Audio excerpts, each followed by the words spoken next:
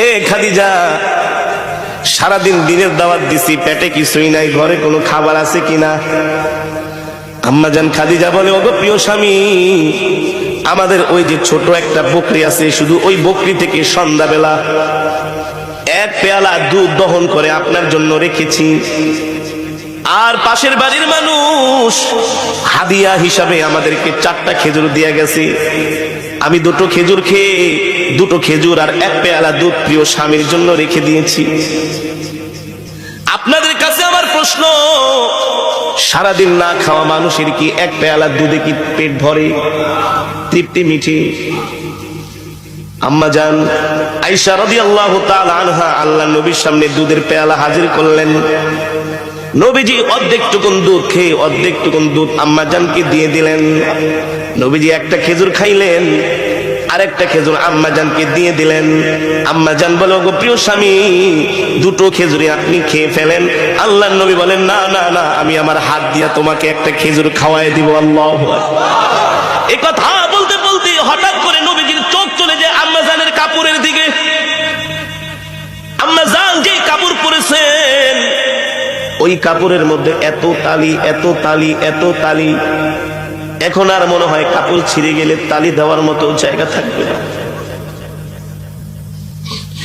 সরকার দো আলম আম্মাজানের মুখের দিকে তাকায় বলে, খাদিজা,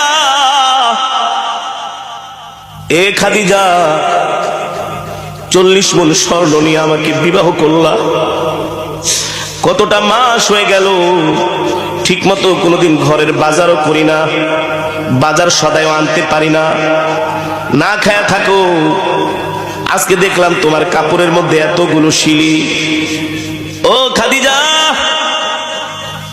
একবারও বাজারের জন্য বললা না, কোনদিন বললা না বাজারে যাচ্ছেন, বাহিরে যাচ্ছেন, কিছু খাবার নিয়ে আসেন, এই কথাও বললো না। আমার কাপড় ছিঁড়া গেছে, একটা কাপড় পর্যন্ত নিয়ে আসেন।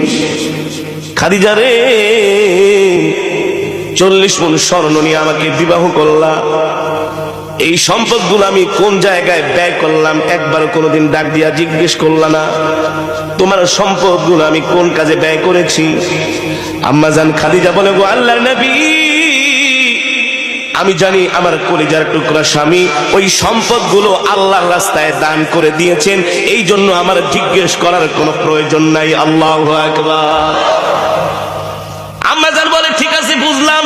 আল্লাহর নবী বলে, বুঝলাম, কিন্তু তোমার গায়ের মধ্যে ছিঁড়া কাপড় তালি দেওয়ার মতো জায়গা নাই, এই কথাও তো কোনোদিন বললা না, একটা শাড়ি কিনে আনেন।